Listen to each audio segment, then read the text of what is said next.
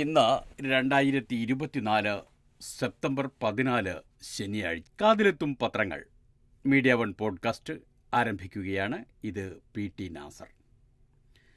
മദ്യനയ അഴിമതി കേസിൽപ്പെടുത്തി CBI ജയിലിലടച്ചിരുന്ന ഡൽഹി മുഖ്യമന്ത്രി Aravind കെജ്രിവാളിന് supreme കോടതി ജാമ്യം കൊടുത്തു.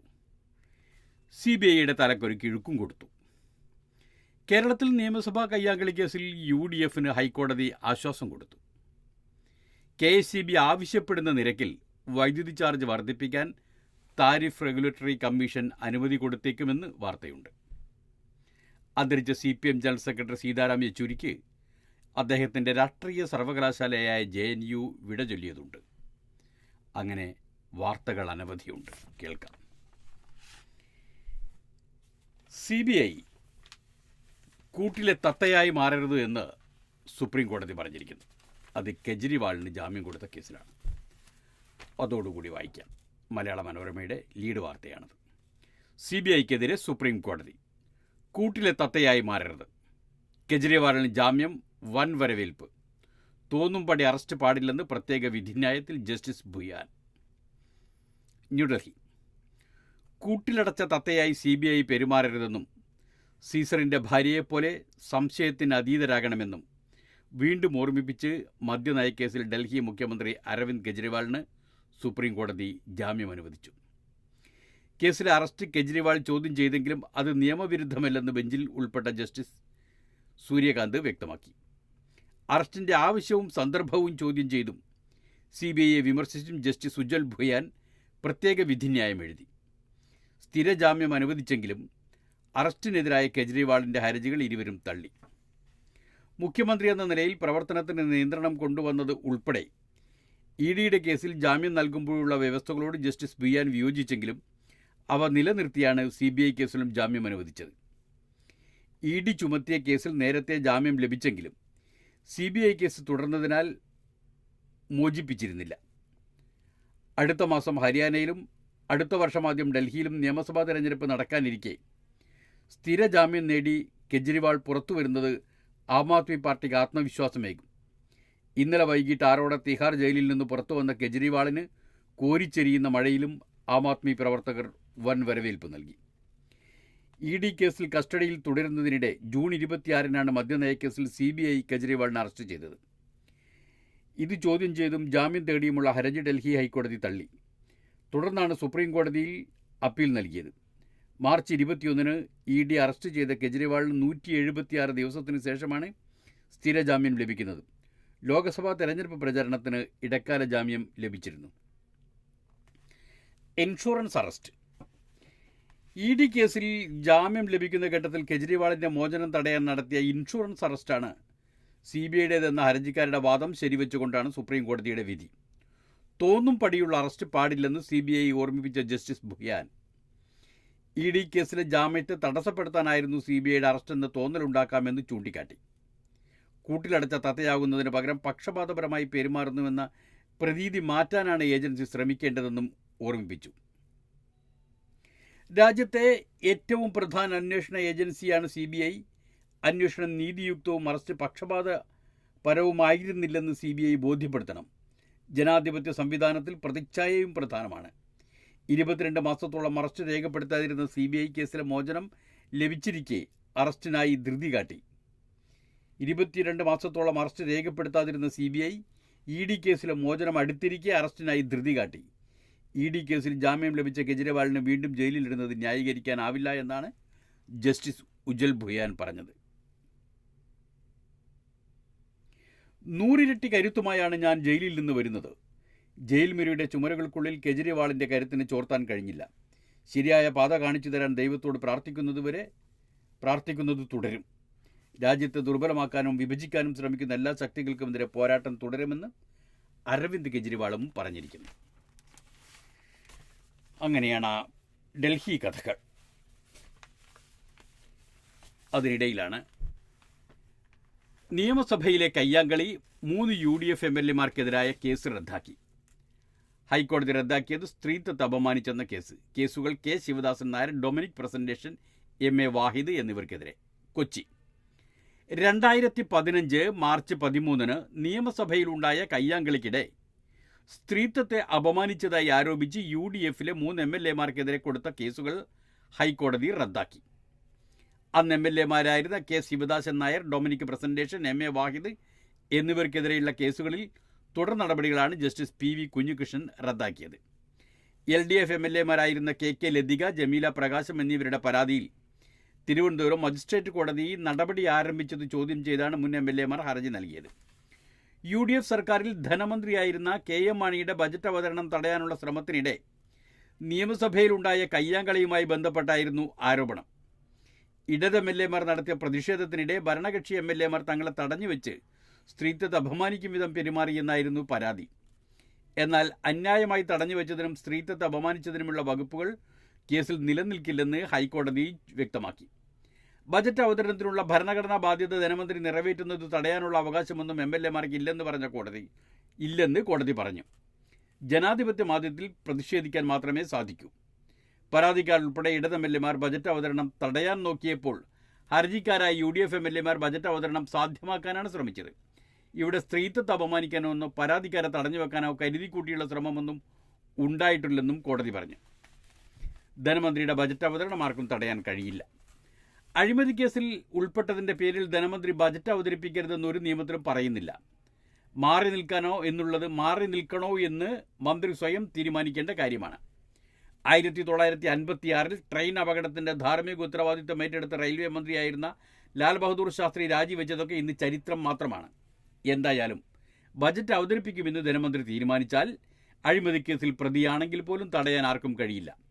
ഇവിടെ മന്ത്രിയുടെ ബജറ്റ് അവതരണം തടയാൻ LDFിൻ്റെ തീരുമാനമുണ്ടായിരുന്നു എന്ന് പരാതിയിൽ തന്നെ ചൂണ്ടിക്കാട്ടിയിട്ടുണ്ടെന്ന് കോടതി ചൂണ്ടിക്കാട്ടി. പോർട്ട് ബ്ലെയറിൻ്റെ പേരുമാറ്റി. ഇനി ശ്രീ വിജയപുരം. ബ്രിട്ടീഷ് മുദ്രകൾ നീക്കുന്നതിൻ്റെ ഭാഗമെന്ന് അമിത്ഷാ. ന്യൂഡൽഹി. കേന്ദ്രഭരണ പ്രദേശമായ ആൻഡമാൻ നിക്കോബാർ ദ്വീപുകളുടെ തലസ്ഥാനമായ പോർട്ട് ബ്ലെയറിനെ ശ്രീ വിജയപുരം എന്ന് കേന്ദ്ര സർക്കാർ പുനർനാമകരണം ചെയ്തു. ബ്രിട്ടീഷ് കോളനി ഭരണകാലത്ത് മുദ്രകൾ ഇല്ലാതാക്കുന്നതിൻ്റെ ഭാഗമായാണ് പുതിയ പേരിടുന്നതെന്ന് ആഭ്യന്തരമന്ത്രി അമിത്ഷാ വ്യക്തമാക്കി. രാജ്യത്തിൻ്റെ സ്വാതന്ത്ര്യ സമര ചരിത്രത്തിൽ പകരം വെക്കാൻ കഴിയാത്ത പ്രദേശമാണ് ആൻഡമാൻ നിക്കോബാർ ദ്വീപസമൂഹമെന്നും ചോള സാമ്രാജ്യത്തിൻ്റെ കാലത്ത് അവിടെ നാവിക താവളമായിരുന്നുവെന്നും മന്ത്രി പറഞ്ഞു. നേതാജി സുഭാഷ് ചന്ദ്രബോസ് ത്രിവർണ്ണ പതാക ആദ്യമായി ഉയർത്തിയതും സ്വാതന്ത്ര്യ സമരത്തിൻ്റെ ഭാഗമായി സവർക്കർ ജയിൽവാസം അനുഷ്ഠിച്ചതും അവിടെയാണെന്ന് മന്ത്രി പറഞ്ഞു.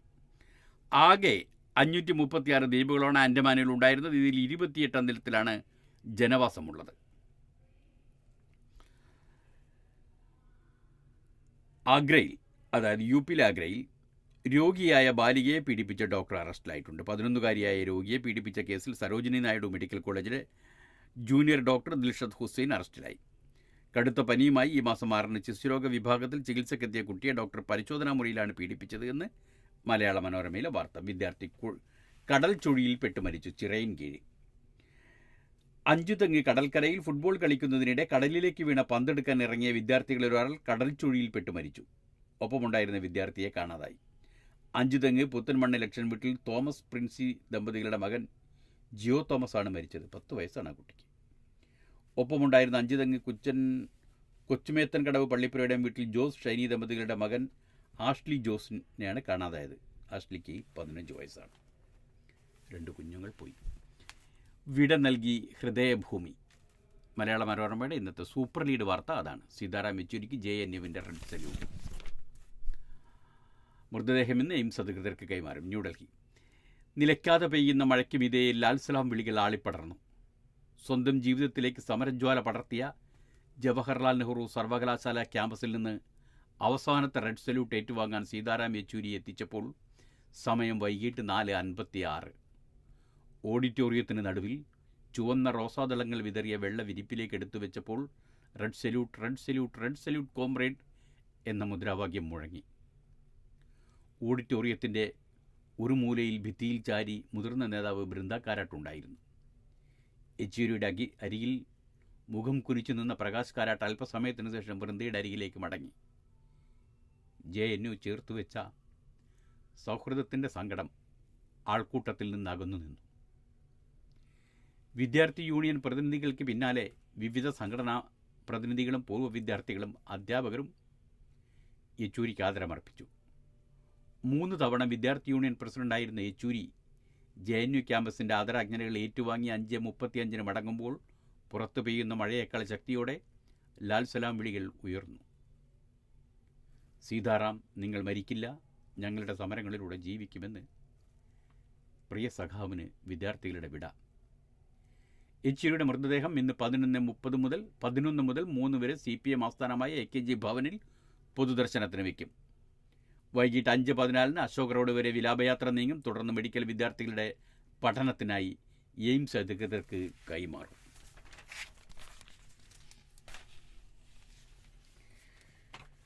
കോൺഗ്രസിന് വിലവച്ച യെച്ചൂരി മോഡൽ എന്ന് R. പ്രസന്നൻ എഴുതിയ ഒരു ചെറു കുറിപ്പുണ്ട് എന്ന് മലയാള മനോരമയിൽ. ഡൽഹി വസന്ത് കുഞ്ചില സീതാറാം യെച്ചൂരിയുടെ വീട്ടിലെത്തിയ മുഖ്യമന്ത്രി പിണറായി വിജയനും BJP ദേശീയ അധ്യക്ഷൻ നഡ്ഡയും കേരള ഗവർണർ ആരിഫ് മുഹമ്മദ് ഖാനുമെല്ലാം യെച്ചൂരിയുടെ ഭാര്യ സീമയോടും മകളായ അഖിലയോടും ഡാനിഷിനോടുമൊപ്പം ഇരിക്കുന്ന ചിത്രവുമുണ്ട്. പ്രസന്നൻ്റെ കുറിപ്പിങ്ങനെയാണ്. ന്യൂഡൽഹി: സർക്കാരിൻ്റെ നയങ്ങളെ എതിർക്കുമ്പോൾ തന്നെ ഭരണ നടത്തിപ്പിന് പ്രശ്നമുണ്ടാക്കാതിരിക്കുക. കോൺഗ്രസിനോട് സീതാറാം യെച്ചൂരിയുടെ സമീപനം പലപ്പോഴും ഇതായിരുന്നു. രാഷ്ട്രീയ നീക്കുപോക്കുകൾ അദ്ദേഹത്തിൻ്റെ ഗുരുവായിരുന്ന ഹർകിഷൻ സിംഗ് സുർജിത്തിൻ്റെ നയം തന്നെ. 80കളിലെ പഞ്ചാബ് പ്രക്ഷോഭകാലത്ത് ഇന്ദിരാഗാന്ധിയുടെ സർക്കാരിനോട് സ്വീകരിച്ച നയം. അടിയന്തരാവസ്ഥക്കാലത്ത് ഉയർന്ന ഏകാധിപത്യത്തിൻ്റെ പ്രവണതയുടെ പേരിലും നരസിംഹറാവുവിൻ്റെ കാലത്ത് ഉദാരവൽക്കരണ നയങ്ങളുടെ പേരിലും യെച്ചൂരി കോൺഗ്രസിനെ എതിർത്തു. എന്നാൽ കോൺഗ്രസിനെ മതനിരപേക്ഷ രാഷ്ട്രീയ ചേരിയുടെ നേതൃസ്ഥാനത്ത് പ്രതിഷ്ഠിക്കാൻ അദ്ദേഹം തയ്യാറായി. ഇക്കാര്യത്തിൽ പ്രകാശ് കാരാട്ടിൻ്റെ ചിന്ത വ്യത്യസ്തമായിരുന്നു. BJP എതിർക്കാൻ കോൺഗ്രസ് ഇല്ലാത്ത മൂന്നാം മുന്നണിയിലായിരുന്നു അദ്ദേഹത്തിന് താൽപ്പര്യം. എങ്കിലും കോൺഗ്രസിൻ്റെ ബാഹ്യ പിന്തുണയോടെ 1996 ജ്യോതി ബസുവിൻ്റെ നേതൃത്വത്തിൽ ഐക്യമുന്നണി സർക്കാർ ഉണ്ടാക്കുന്നതിനെ സുർജിത്തും ബസുവും പിന്തുണച്ചപ്പോൾ കാരാട്ടും യെച്ചൂരിയും എതിർത്തു. 1996-98 ഐക്യമുന്നണി സർക്കാരുകളുടെ കാലത്ത് സുർജിത്തിൻ്റെ സഹായിയായി നടന്ന് മറ്റു മതനിരപേക്ഷ കക്ഷി നേതാക്കളുമായി വ്യക്തിപരമായി അടുപ്പം സ്ഥാപിച്ചത് ഭരണകൂടങ്ങളുമായും ഭരണത്തിലുള്ളവരുമായും സഹകരണ മനോഭാവം ഉണ്ടാക്കിയെടുക്കാൻ യെച്ചൂരിയെ സഹായിച്ചു. പലപ്പോഴും സ്റ്റിയറിംഗ് കമ്മിറ്റി യോഗങ്ങളിൽ സുർജിത്തിനൊപ്പവും ഇടയ്ക്ക് അദ്ദേഹത്തിന് പകരമായും യെച്ചൂരി പങ്കെടുത്തുന്നു. കോൺഗ്രസ് നേതാക്കളുമായുള്ള സുർജിത്ത് സ്ഥാപിച്ച ബന്ധം സോണിയാഗാന്ധിയുടെ കാലത്തും രാഹുലിൻ്റെ കാലത്തും യെച്ചൂരി തുടർന്നു. 1ാം UP സർക്കാരിൻ്റെ കാലത്ത് UPA ഇടത് ഏകോപന സമിതി യോഗങ്ങളിലൂടെ ഈ ബന്ധങ്ങൾ മെച്ചപ്പെട്ടു. വിവരാവകാശ നിയമം, തൊഴിലുറപ്പ് പദ്ധതി തുടങ്ങി 1ാം UPA സർക്കാരിൻ്റെ പല പുരോഗമന നടപടികൾക്കും ഇത് പ്രചോദനമായി. 2007-2009 കാലത്ത് US-ഉമായുള്ള മൻമോഹൻ സിംഗ് സർക്കാരിൻ്റെ ആണവ ഉടമ്പടിയെ ഇടതുപക്ഷം എതിർത്തപ്പോഴും 2ാം UPA കാലത്ത് 2G സംബന്ധിച്ച ആരോപണങ്ങൾ ഉയർത്തിയപ്പോഴും യെച്ചൂരിയുടെ വ്യക്തിബന്ധങ്ങൾ പൊതുവെ ഊഷ്മളമായി തുടർന്നു.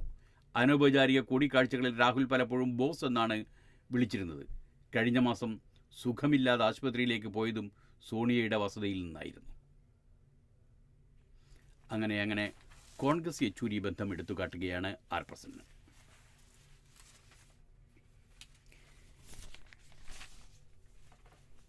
കറന്റ് പൊള്ളും. വൈദ്യുതി നിരക്ക് വർധനയെക്കുറിച്ച് മലയാള മനോരമയിലെ വാർത്ത ഇങ്ങനെയാണ്. വൈദ്യുതി നിരക്ക് വർധന നവംബർ 1 മുൻപ് കറന്റ് പൊള്ളും. KSEB ശുപാർശ ചെയ്ത വർധനയ്ക്ക് സാധ്യത. സമ്മർ താരിഫ് ഒഴിവാക്കിയേക്കും. തിരുവനന്തപുരം: KSEB ശുപാർശ ചെയ്തിരിക്കുന്ന അതേ നിരക്കിൽ നവംബർ 1 മുൻപ് വൈദ്യുതി ചാർജ് വർദ്ധിപ്പിച്ചേക്കും.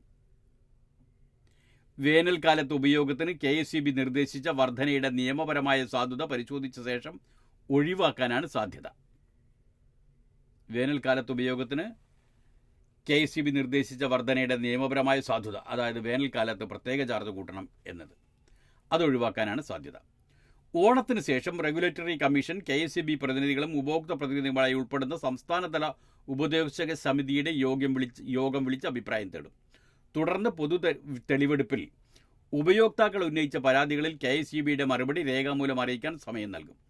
ഇതിനിടയിൽ റെഗുലേറ്ററി കമ്മീഷൻ ചെയർമാനും അംഗങ്ങളും മറ്റ് വിദഗ്ധരും ചേർന്ന് KSEB നൽകിയ താരിഫിൻ്റെ പെറ്റീഷനും ഉപയോക്താക്കളുടെ അഭിപ്രായങ്ങളുടെ നിയമവശവും പരിശോധിച്ച് നിരക്ക് പരിഷ്കരണത്തിൽ തീരുമാനമെടുക്കും. റെഗുലേറ്ററി കമ്മീഷൻ അംഗീകരിച്ച 2022-2027 കാലത്തെ വരവ് കമ്മി റിപ്പോർട്ടിൻ്റെ അടിസ്ഥാനത്തിലാണ് KSEB പരിഷ്കരണ ശുപാർശ വെച്ചിരിക്കുന്നത് എന്നതിനാൽ അതിൽ കാര്യമായ കുറവ് വരുത്താൻ സാധ്യതയില്ല. 2022 KSEB നൽകിയ 5 വർഷത്തെ ബഹുവർഷ നിരക്ക് പരിഷ്കരണ ശുപാർശ തള്ളിയ റെഗുലേറ്ററി കമ്മീഷൻ ഓരോ വർഷത്തേക്കും 2023 നൽകിയ 4 വർഷത്തെ നിരക്ക് പരിഷ്കരണ ശുപാർശ 8 മാസത്തേക്കാണ് പരിഷ്കരിച്ചത്. ഇത്തവണ 2024 ജൂലൈ 1 മുതൽ 2027 ജൂലൈ 31 വരെയുള്ള കാലയളവിലേക്കാണ് KSEB ശുപാർശ. നിലവിൽ ഏറ്റവും കുറഞ്ഞ നിരക്ക് യൂണിറ്റിന് 3 രൂപ 25 പൈസയാണ്. ADGPയെ വീണ്ടും ചോദ്യം ചെയ്യും. തിരുവനന്തപുരം RSS നേതൃത്വവുമായി ADGP MR അജിത് കുമാർ നടത്തിയ കൂടിക്കാഴ്ച അന്വേഷിക്കുമെന്ന് LDF യോഗത്തിൽ മുഖ്യമന്ത്രി പിണറായി വിജയൻ അറിയിച്ചെങ്കിലും കഴിഞ്ഞ ദിവസം DGP നടത്തിയ മൊഴിയെടുപ്പിൽ ഇത് സംബന്ധിച്ച ചോദ്യങ്ങളുണ്ടായില്ല. PV അൻവർ MLA മുഖ്യമന്ത്രിക്ക് രേഖാമൂലം നൽകിയ പരാതിയിൽ അജിത് കുമാറിനെതിരെ RSS ബന്ധം പരാമർശിക്കാത്തതാണ് കാരണം. ചോദ്യം ചെയ്യലിന് പകരം അജിത് കുമാറിന് പറയാനുള്ള കാര്യങ്ങളാണ് DGP ഷെയ്ഖ് ദർവേസ് സാഹിബ് കേട്ടത്.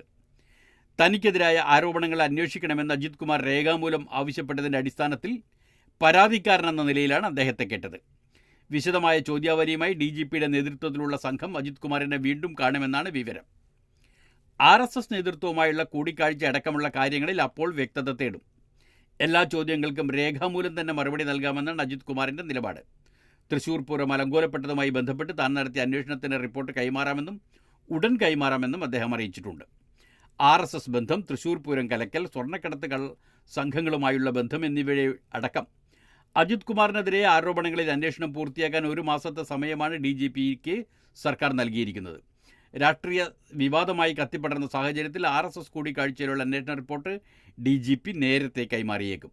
അതേസമയം അനധികൃത സ്വത്ത് സമ്പാദനം സംബന്ധിച്ച പരാതിയിൽ അജിത് കുമാറിനെതിരെ വിജിലൻസ് അന്വേഷണത്തിന് DGP ശുപാർശ ചെയ്തെങ്കിലും ഇത് സംബന്ധിച്ച് സർക്കാർ ഉത്തരവ് ഇറങ്ങിയിട്ടില്ല. വകുപ്പ് ചുമതലയുള്ള മുഖ്യമന്ത്രിയാണ് ഇക്കാര്യത്തിൽ അന്തിമ തീരുമാനമെടുക്കേണ്ടത്.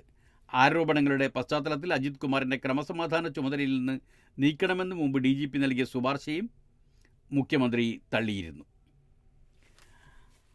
അദാനി ബന്ധം, സ്വിസ് ബാങ്ക് അക്കൗണ്ടുകൾ മരവിപ്പിച്ചെന്ന് ഹിഡൻബർഗ്. നിക്ഷേപം 2610 കോടി, അതിൽ ബന്ധമില്ലെന്ന് അദാനി ഗ്രൂപ്പ്. ന്യൂഡൽഹി അദാനി ഗ്രൂപ്പുമായി ബന്ധമുണ്ടെന്ന് സംശയിക്കപ്പെടുന്ന 5 സ്വിസ് ബാങ്ക് അക്കൗണ്ടുകളുടെ ഏകദേശം 5 സ്വിസ് ബാങ്ക് അക്കൗണ്ടുകളിലൂടെ ഏകദേശം 2610 കോടിയുടെ നിക്ഷേപം സ്വിസ് ബാങ്ക് മരവിപ്പിച്ചതായി ഹിഡൻബർഗ് റിസർച്ച് അറിയിച്ചു. ആരോപണം അടിസ്ഥാനരഹിതമാണെന്നും കോടതി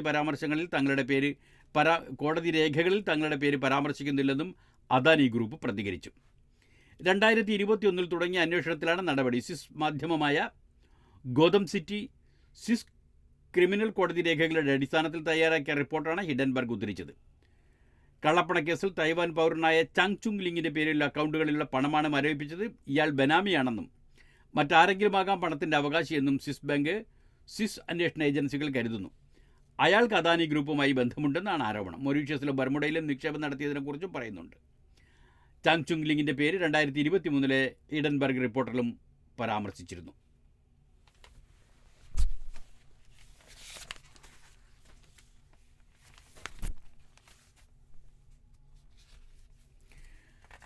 ഒടുവിൽ ജയരാജൻ ഇൻഡിഗോയിൽ കയറി. കണ്ണൂർ CPM കേന്ദ്ര കമ്മിറ്റി അംഗം EP ജയരാജൻ ഇൻഡിഗോ വിമാനം ബഹിഷ്കരിക്കുന്നത് അവസാനിപ്പിച്ചു. അന്തരിച്ച CPM ജനറൽ സെക്രട്ടറി യെച്ചൂരിയെ അവസാനമായി കാണാൻ EP ജയരാജൻ ഇൻഡിഗോ വിമാനത്തിൽ കോഴിക്കോട്ട് നിന്ന് ഡൽഹിയിലേക്ക് പോയി.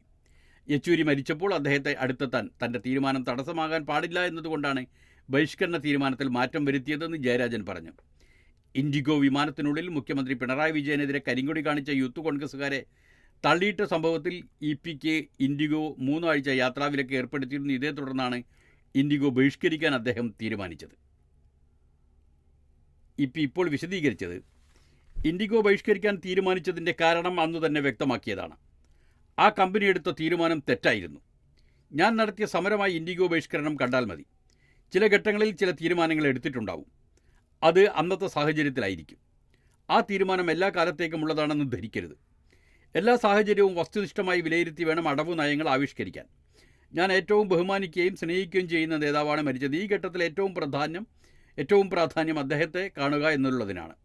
സമരരീതിയേക്കാൾ വലുതാണ് യെച്ചൂരി മരിച്ചപ്പോൾ അദ്ദേഹത്തിൻ്റെ അടുത്തെത്താൻ പഴയ തീരുമാനം തടസ്സമാകാൻ പാടില്ല, EP ജയരാജൻ ഡൽഹിയിൽ പറഞ്ഞു. സൈബർ തട്ടിപ്പുകാരെ കൊണ്ട് തോറ്റു. ഇന്ത്യയിൽ നിന്ന് തട്ടിയത് 10,188 കോടി. ചെന്നൈയിൽ നിന്നുള്ള വാർത്തയാണ്. കംബോഡിയ, വിയറ്റ്നാം, തായ്ലാൻഡ്, ലാവോസ് തുടങ്ങിയ രാജ്യങ്ങൾ കേന്ദ്രീകരിച്ച് പ്രവർത്തിക്കുന്ന സൈബർ തട്ടിപ്പ് സംഘം 14 മാസം കൊണ്ട് ഇന്ത്യയിൽ നിന്ന് കടത്തിയത് 10,188 കോടി രൂപ. ഇന്ത്യൻ ക്രൈം കോർഡിനേഷൻ സെന്ററിന്റെ റിപ്പോർട്ട് ഉദ്ധരിച്ചാണ് തമിഴ്നാട് പോലീസ് ഈ വിവരം വെളിപ്പെടുത്തിയത്. 2023 ജനുവരിക്കും 24 ഫെബ്രുവരിക്കും ഇടയിൽ ഇവർ ഇന്ത്യയിൽ നിന്ന് തട്ടിയെടുത്ത പണത്തിന്റെ കണക്കാണ് പോലീസ് പുറത്തുവിട്ടത്. 49 ലക്ഷം കവർന്ന യുവതികൾ പിടിയിലായിട്ടുണ്ട്. അതിനിടയിൽ പുല്ലാട്, പത്തനംതിട്ട കള്ളപ്പണ ഇടപാടുകൾ ശ്രദ്ധയിൽപ്പെടുത്തുമെന്ന് ഭീഷണിപ്പെടുത്തി സ്ത്രീകളിൽ നിന്ന് പണം തട്ടിയ കേസിൽ 2 യുവതികൾ അറസ്റ്റിൽ. കോഴിക്കോട് കൊളത്തറ ശാരദാ മന്ദിരത്തിൽ പ്രജിത 41 വയസ്സാണ്. കൊണ്ടോട്ടി കൊളത്തറ ഐക്കരപ്പടി നീലിപ്പറമ്പിൽ സനൌസി അവർക്ക് 36 വയസ്സ് എന്നിവരെയാണ് അറസ്റ്റ് ചെയ്തത്. വെണ്ണിക്കുളം സ്വദേശിനിയുടെ 4 അക്കൗണ്ടുകളിൽ നിന്നായി 49,30,500 രൂപ തട്ടിയെടുത്ത് കേസിൽ കൈമാറ്റം ചെയ്ത തുകയ്ക്ക് രസീത് ലഭിച്ചില്ല. ഇതോടെയാണ് പരാതിക്കാരിക്ക് സംശയമുണ്ടായത്. കോയിപ്പുറം പോലീസിൽ പരാതിപ്പെട്ടു. പണം കൈമാറ്റം ചെയ്യപ്പെട്ട അക്കൗണ്ടിലെ വിവരങ്ങൾ പോലീസിന് ലഭിച്ചതോടെയാണ് അറസ്റ്റിന് വഴി തെളിഞ്ഞത്. 1-ാം പ്രതി സനൌസി പറഞ്ഞതനുസരിച്ച് 2-ാം പ്രതി പ്രജിത പുതുതായി എടുത്ത അക്കൗണ്ടിലേക്കാണ് പരാതിക്കാരി 10 ലക്ഷം രൂപ അത് നിക്ഷേപിച്ചതെന്ന് പോലീസ് കണ്ടെത്തി. ജൂലൈ 24-ന് 10 ലക്ഷം രൂപയുടെ ചെക്ക് ഉപയോഗിച്ച് പ്രജിത പണം പിൻവലിച്ചിരുന്നു. അങ്ങനെ തട്ടിപ്പുകളുടെ ഒരു വലിയ ലോകം കിടക്കുന്നുണ്ട്. തട്ടിപ്പുകളുടെ ഒരു വലിയ ലോകം അവിടെ കിടക്കുന്നുണ്ട്.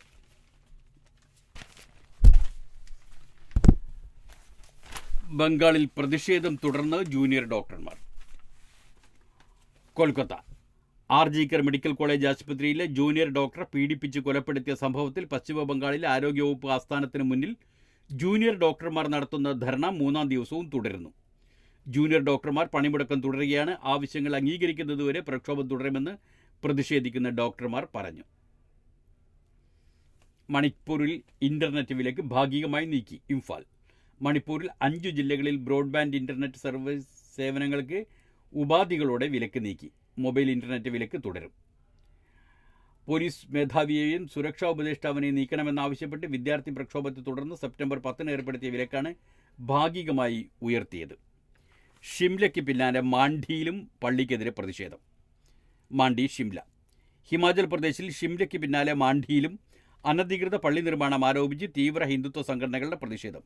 മാണ്ഡി മുനിസിപ്പാലിറ്റിയുടെ നിർദ്ദേശത്തെ തുടർന്ന് പള്ളിയുടെ ഒരു ഭാഗം മുസ്ലിങ്ങൾ തന്നെ പൊളിച്ചിട്ടും പ്രതിഷേധം തുടർന്നവരെ പിരിച്ചുവിടാൻ പോലീസ് ജലപീരങ്കി ഉപയോഗിച്ചു. കയ്യേറ്റം 30 ദിവസത്തിനകം ഒഴിയണമെന്ന് മാണ്ഡി മുനിസിപ്പാലിറ്റി പള്ളി കമ്മിറ്റിക്ക് നോട്ടീസ് നൽകി. ചാരവൃത്തി ആരോപിച്ച് 6 ബ്രിട്ടീഷ് നയതന്ത്രജ്ഞരെ റഷ്യ പുറത്താക്കി. മോസ്കോ ചാരവൃത്തി ആരോപിച്ച് 6 ബ്രിട്ടീഷ് നയതന്ത്രജ്ഞരെ വെള്ളിയാഴ്ച റഷ്യ പുറത്താക്കി. അവരുടെ അംഗീകാരം പിൻവലിക്കാനുള്ള തീരുമാനമെടുത്തതായി റഷ്യൻ സെക്യൂരിറ്റി സർവീസായ FSB അറിയിച്ചു. 6 പേരെയും റഷ്യയിലേക്ക് അയച്ചത് ബ്രിട്ടീഷ് വിദേശകാര്യ ഓഫീസിൻ്റെ ഒരു വിഭാഗമാണെന്ന് FSB പറഞ്ഞു. റഷ്യയെ തന്ത്രപരമായി പരാജയപ്പെടുത്തുക എന്നതാണ് അവരുടെ പ്രധാന ദൗത്യമെന്നും ആരോപിച്ചു. ഇവർ റഷ്യയിൽ രഹസ്യാന്വേഷണവും മറ്റ് വിധ്വംസക പ്രവർത്തനങ്ങളും നടത്തിയെന്ന് സൂചിപ്പിക്കുന്ന രേഖകൾ തങ്ങൾക്ക് ലഭിച്ചിട്ടുണ്ടെന്നും അവകാശപ്പെട്ടു. എന്നാൽ ബ്രിട്ടീഷ് വിദേശകാര്യ മന്ത്രാലയമോ റഷ്യയിലെ ബ്രിട്ടീഷ് സ്ഥാനപതി കാര്യാലയമോ പ്രതികരിച്ചിട്ടില്ല. ദക്ഷിണാഫ്രിക്കയിലെ മുൻമന്ത്രി പ്രവിൻ ഗോർധൻ അന്തരിച്ചു. ജോഹനാസ്ബർഗ്. ദക്ഷിണാഫ്രിക്കയിലെ മുൻ മന്ത്രിയും വർണ്ണവിവേചനത്തിനെതിരെ പോരാടിയ മുൻനിരക്കാരനുമായ ഇന്ത്യൻ വംശജൻ പ്രവിൻ ഗോവർദ്ധൻ 75 വയസ്സാണ്. അന്തരിച്ചു. പ്രവിൻ ഗോർധൻ അർബുദബാധയെ തുടർന്ന് ചികിത്സയിലായിരുന്നു. 3 പതിറ്റാണ്ടോളമായി രാജ്യം ഭരിക്കുന്ന ആഫ്രിക്കൻ നാഷണൽ കോൺഗ്രസ് പാർട്ടിയുടെ മുൻനിര നേതാവ് കൂടിയാണ്. ദക്ഷിണാഫ്രിക്കൻ ജനാധിപത്യപരമായ പരിവർത്തനം ചെയ്യപ്പെട്ട 1996 മുതൽ പ്രവിൻ മുഖ്യധാരാ രാഷ്ട്രീയത്തിലുണ്ട്. 2009 മുതൽ 14 വരെയും 14 മുതൽ 15-ലും ധനമന്ത്രിയായി. 4 മാസം മുൻപാണ് സജീവ രാഷ്ട്രീയത്തിൽ നിന്ന് വിരമിച്ചത്. മികച്ച നേതാവ് എന്നതിലുപരി അഴിമതിക്കെതിരെയുള്ള കുരിശുയുദ്ധത്തിലെ വഴികാട്ടിയായിരുന്നു പ്രവിനെന്ന് പ്രസിഡന്റ് സിറിൽ റമഫോസ പറഞ്ഞു. വിരമിക്കൽ പ്രായം ഉയർത്തി ചൈന. ബെയ്ജിംഗ്. ജനസംഖ്യാ ചുരുക്കം അനുഭവിക്കുന്ന ചൈന ജീവനക്കാരുടെ വിരമിക്കൽ പ്രായം ഉയർത്തുന്നു. പുരുഷന്മാരുടെ വിരമിക്കൽ പ്രായം 60-ൽ നിന്ന് 63-ആയും സ്ത്രീകളുടേത് അവരുടെ ജോലിയുടെ സ്വഭാവമനുസരിച്ച് 55-ഉം 58-ഉം വയസ്സായാണ് ഉയർത്തുന്നത്. അടുത്ത വർഷം ജനുവരിയിൽ ഇത് പ്രാബല്യത്തിലാകും. ഫാക്ടറി ജോലിക്കാരായ സ്ത്രീകളുടെ വിരമിക്കൽ പ്രായം നിലവിൽ 50-ഉം കായികാധ്വാനം ആവശ്യമില്ലാത്ത വൈറ്റ് കോളർ ജോലി ചെയ്യുന്ന സ്ത്രീകളുടേത് 55-ഉമാണ്. 15 വർഷത്തേക്കാണ് പദ്ധതി നടപ്പാക്കുന്നത്. തൊഴിലാളികളുടെ ജനന തീയതി അടിസ്ഥാനമാക്കിയാണ് വിരമിക്കൽ തീയതി നിശ്ചയിക്കുക. നിലവിൽ ലോകത്തെ പ്രധാന സമ്പദ് വ്യവസ്ഥകളായ രാജ്യങ്ങളിൽ ഏറ്റവും കുറഞ്ഞ വിരമിക്കൽ പ്രായം ചൈനയിലാണ്. പ്രായമായവർ കൂടുന്നതും പുതിയ ജനനങ്ങൾ കുറയുന്നതും ചൈനയിൽ തൊഴിലെടുക്കാൻ ശേഷിയുള്ളവരുടെ എണ്ണത്തെ ബാധിക്കുന്ന പശ്ചാത്തലത്തിൽ കൂടിയാണ് ഈ തീരുമാനം. ജനസംഖ്യാ ശോഷണം നേരിടുന്ന രാജ്യമെന്ന നിലയിൽ വിരമിക്കൽ പ്രായം ചൈന നേരത്തെ ഉയർത്തേണ്ടിയിരുന്നുവെന്നാണ് വിദഗ്ധരുടെ വിലയിരുത്തൽ. കിഴക്കൻ ലഡാക്കിലെ 4 ഇടത്ത് നിന്ന് പിൻവാങ്ങി എന്ന് ചൈന പറയുന്നുണ്ട്. ബെയ്ജിംഗ്. ഇന്ത്യയും ചൈനയും തമ്മിലുള്ള ഉഭയകക്ഷി ബന്ധം ശക്തിപ്പെടുത്താൻ ദേശീയ സുരക്ഷാ ഉപദേഷ്ടാവ് അജിത് ഡോവലും ചൈനീസ് വിദേശകാര്യമന്ത്രി വാങ് യിയും തമ്മിൽ റഷ്യയിൽ നടന്ന കൂടിക്കാഴ്ചയിൽ ധാരണയായി. ഗാൽവൻ താഴ്വര ഉൾപ്പെടെ കിഴക്കൻ ലഡാക്കിലെ 4 ഇടങ്ങളിൽ നിന്ന് സൈന്യം പിന്മാറിയെന്ന് ചൈനീസ് വിദേശകാര്യ മന്ത്രാലയം പറഞ്ഞു. സെന്റ് പീറ്റേഴ്സ്ബർഗിൽ നടക്കുന്ന ബ്രിക്സ് അംഗരാജ്യങ്ങളുടെ സുരക്ഷാകാര്യ നേതാക്കളുടെ യോഗത്തിനിടെയാണ് ഡോവലും യിയും തമ്മിൽ കണ്ടത്. അതിർത്തി സംഘർഷം പരിഹരിക്കുന്നതുമായി ബന്ധപ്പെട്ട് നടത്തിയ ചർച്ചകളിൽ പുരോഗതി നേതാക്കൾ വിലയിരുത്തി. കിഴക്കൻ ലഡാക്കിലെ സംഘർഷ മേഖലകളിൽ നിന്ന് സമ്പൂർണ്ണ സൈനിക പിന്മാറ്റം നടത്താനുള്ള ശ്രമങ്ങൾ ത്വരപ്പെടുത്താൻ എന്നാണ്, അങ്ങനെ വാക്കുണ്ടോ എന്ന് സംശയമുണ്ട്. ത്വരപ്പെടുത്താൻ എന്നാണ് മാതൃഭൂമി പ്രയോഗിച്ചിരിക്കുന്നത്. ശ്രമങ്ങൾ ത്വരപ്പെടുത്താൻ തീരുമാനിച്ചതായി വിദേശകാര്യ മന്ത്രാലയം പറഞ്ഞു. സ്വിഫ്റ്റിനെ അധിക്ഷേപിച്ച മസ്കിനെതിരെ മകൾ. ന്യൂയോർക്ക്. ഡെമോക്രാറ്റിക് പാർട്ടിയുടെ US പ്രസിഡന്റ് സ്ഥാനാർത്ഥി കമല ഹാരിസിനെ പിന്തുണച്ച പോപ്പ് ഗായിക ടൈലർ സ്വിഫ്റ്റിനെ എക്സിൽ അധിക്ഷേപിച്ച ഇലോൺ മസ്കിനെതിരെ മകൾ വിവിയൻ വിൽസൺ. സ്വിഫ്റ്റിന്റെ പിന്തുണയെ അനുകൂലിച്ച വിവിയൻ ഡെമോക്രാറ്റിക് പാർട്ടിക്ക് വോട്ട് ചെയ്യാനുള്ള ഇൻസ്റ്റഗ്രാം ത്രെഡിലൂടെ ആവശ്യപ്പെട്ടു. മക്കളില്ലാത്ത പൂച്ച മഹതി എന്നാണ് സ്വയം വിശേഷിപ്പിച്ചാണ് കമലയെക്കുറിച്ചുള്ള ഇൻസ്റ്റഗ്രാം കുറിപ്പ് സ്വിഫ്റ്റ് അവസാനിപ്പിച്ചത്. റിപ്പബ്ലിക്കൻ പാർട്ടിയുടെ വൈസ് പ്രസിഡന്റ് സ്ഥാനാർത്ഥി JD വാൻസ് മക്കളില്ലാത്ത സ്ത്രീകളെ അവഹേളിക്കുന്ന പ്രയോഗമാണിത്. സ്വിഫ്റ്റിന്റെ പോസ്റ്റിന് പിന്നാലെ ടൈലർ നീ ജയിക്കും, ഞാൻ നിനക്കൊരു കുട്ടിയെ നൽകാമെന്ന് മസ്ക് എക്സിൽ കുറിച്ചു. അങ്ങനെ പറഞ്ഞ മസ്കിനെ ലൈംഗിക നിരാശയിൽ സ്ത്രീകളെ ഉപേക്ഷിക്കുന്നയാളെന്നാണ് വിവിയൻ വിളിച്ചത്. ആൺകുട്ടിയായി പിറന്ന വിവിയൻ 2022 US കോടതിയിൽ ഹർജി നൽകിയാണ് ലിംഗവും പേരും മാറ്റിയത്. അമ്മയുടെ പേര് ഒപ്പം ചേർത്ത വിവിയനുമായുള്ള ബന്ധം ട്രാൻസ്ജെൻഡർ വിരോധിയായ മസ്ക് അവസാനിപ്പിക്കുകയും ചെയ്തിരുന്നു. മസ്കിൻ്റെ മകൾ തന്നെയാണ് മസ്കിനെതിരെ രംഗത്ത് വന്നിട്ടുള്ളത്.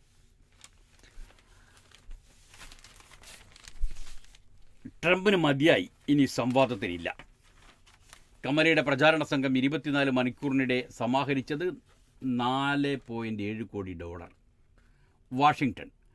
കഴിഞ്ഞ ദിവസത്തെ തെരഞ്ഞെടുപ്പ് സംവാദത്തിന് ശേഷം അഭിപ്രായ സർവേകൾ കമല ഹാരിസിന്റെ പ്രകടനത്തെ പുകഴ്ത്തിയതോടെ ഇനിയൊരു സംവാദത്തിനില്ലെന്ന് ഡൊണാൾഡ് ട്രംപ് പ്രഖ്യാപിച്ചു.